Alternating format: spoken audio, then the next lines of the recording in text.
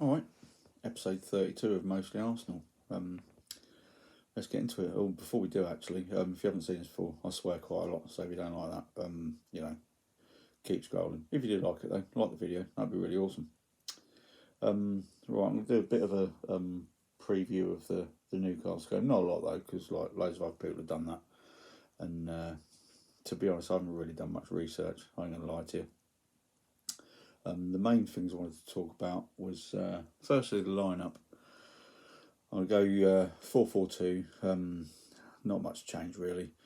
Aaron Ramsdale in goal, Tomiyasu right back, Ben White and Gabriel centre backs. I'll put KT back in at left back. Middle of the park, I'm going to go with Thomas Partey and Ainsley, and either side of them, Bukayo Saka and ESR, and then up top, Lacazette and Auba.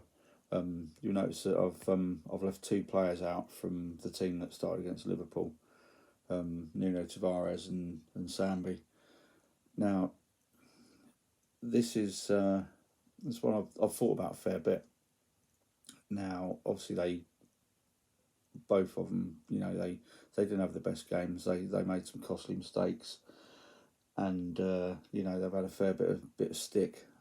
So I've been thinking a little bit about how the manager would deal with it. Would he keep them in to show that he's got faith in them, or give them a break to get them out of the limelight a little bit?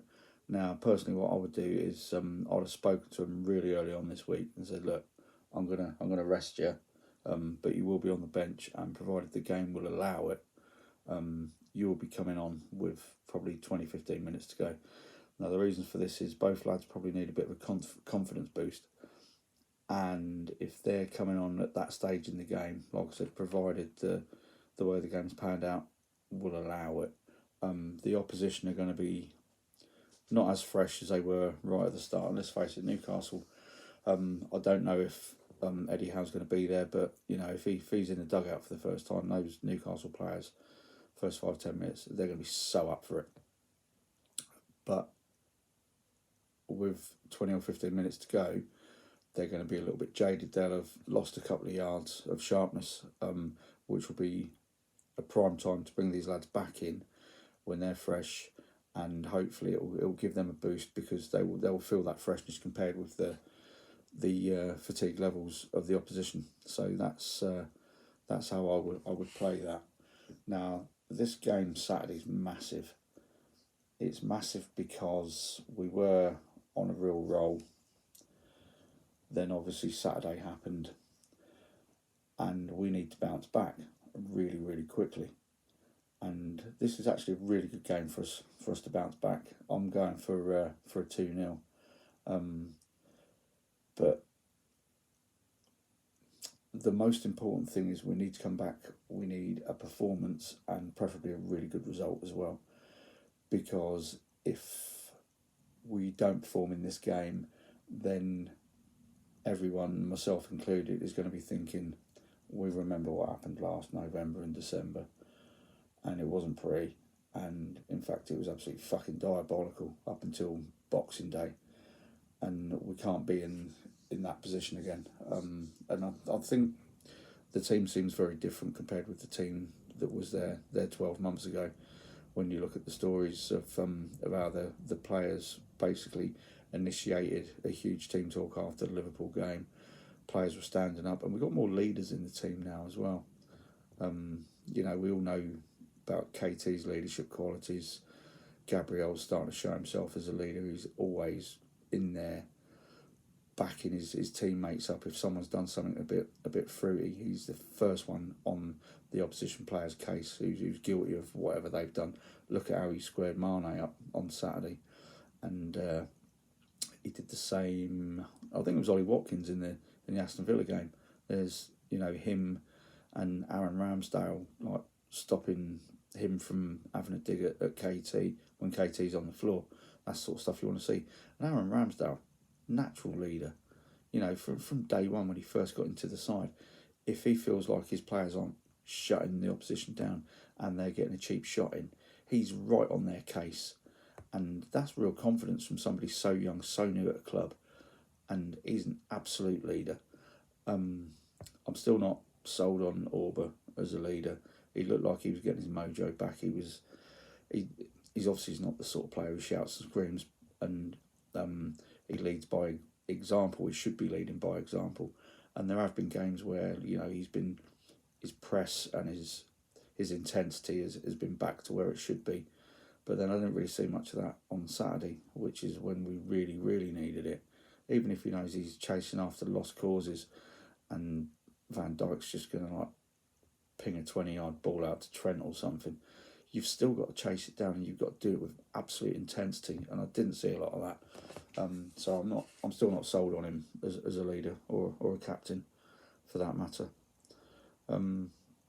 That's about all I've got to say on Saturday's game. I've got some real randomness to talk about, things that have happened in the last couple of days, and something else I've been thinking about a lot as well. So buckle in, here we go. Right, so last night, those of you that follow me on Twitter, you might have noticed I was in a hotel, and the hotel was fine, brand new, nice enough. But when I got in there, it was like I'd walked into an actual fucking walk-in fridge. It was freezing, it was cold outside, and the room was cold. So the heating in the room's like one of those standard hotel ceiling heating system things. And I ramped up to about 28.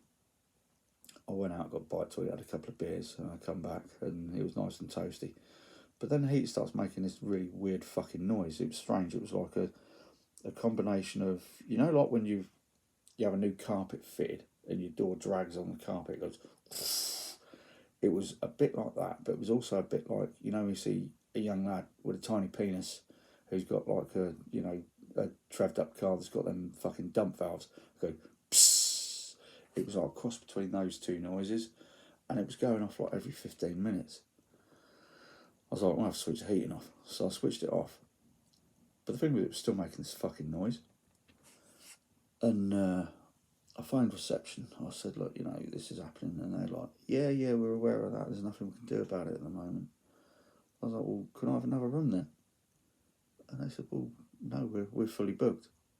So you knew this was going on with this room, but you still, let someone have it. Brilliant. Fucking cheers for that. So I had very little sleep last night. And needless to say, I've had the hump with the entire world and literally everyone who fucking inhabits it today. So yeah, today's not been great. I was in St Albans to start with, which is a nice place. That was alright. But then I had to go to Hemel Hempstead. Now, the next couple of things I want to talk about is sketchiness. Basically, sketchiness of other people. Now, Hemel Hempstead, apologies if any of you who watch this live there. I live near Wellingborough and Kettering. They're not a lot fucking better, to be honest. But one thing I did notice is there's loads of just lads walking around the town centre wearing sketchy little fucking tracksuits. They're not sports students. They're just, they're just fucking sketchy.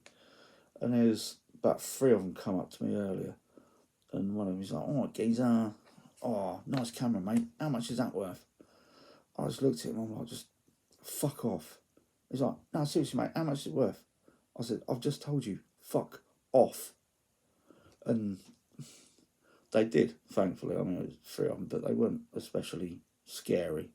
They're just little fucking idiots that need to go and get jobs. Now, saying they weren't scary, the next group of lads I want to talk about are the absolute fucking polar opposite. Now, I finished in Hemel Hempstead. I'm driving home up the A1, and I've stopped at Newport Pagnell services for a piss. And as I pulled up, there's 3 vans in front of me, and it was almost like in unison, all the doors opened up. There must be about fucking 30 of the biggest, most fucking muscular, tattooed skinheads I've ever seen in my life. Now, I'm not being judgmental about people like that, because, I'm tattooed. I did have a skinhead. I'm not muscular.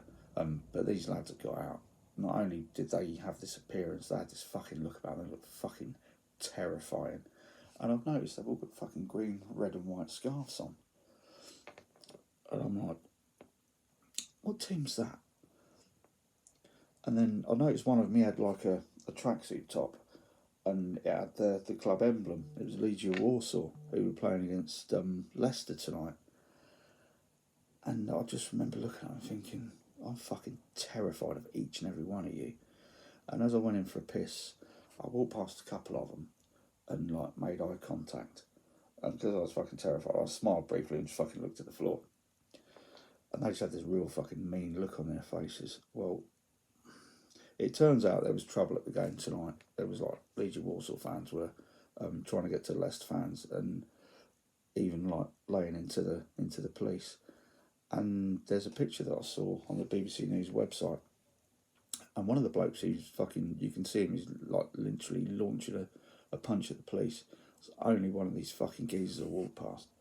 And I remember thinking as I drove away, I thought, I bet they're like ultras or something. They all just look really, really nasty. And yeah, lo and behold, they were. So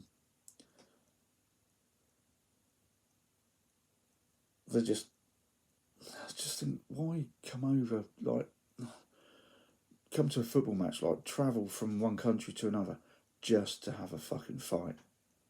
So I just don't understand what goes on in people's minds.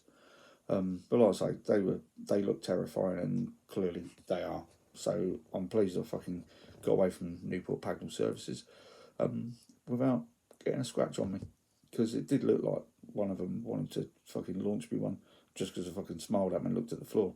There you go. Right, next bit. When I got home from work, Dempsey, my youngest, she needed some new school trousers. So I'm taking her to Matalan in Wellingborough. This story hopefully will appeal mostly to Stephen G and Lottie from Cannon Chatter. But anyway, we're driving through Wellingborough and we go past this pub called The Cannon. And Dempsey looks out the window. She goes, "Oh look, Daddy, Cannon Chatter."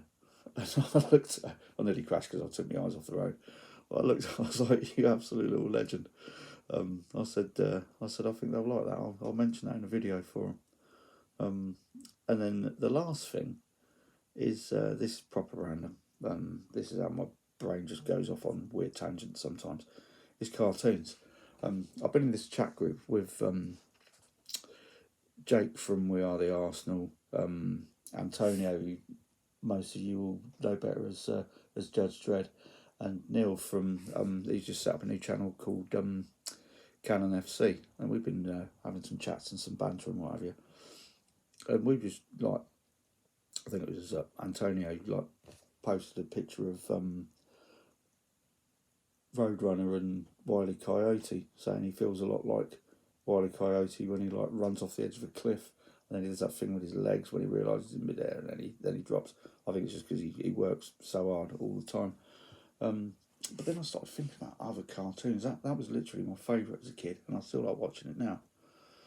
And then I was thinking about Tom and Jerry, and then Sylvester and Tweety Pie. Tweety Pie, by the way, is one of the worst fucking names I've ever heard. But I remember as a kid, Tom and Jerry, I thought Jerry was the good guy. Roadrunner and Wile E. Coyote, I thought the Roadrunner was a good guy.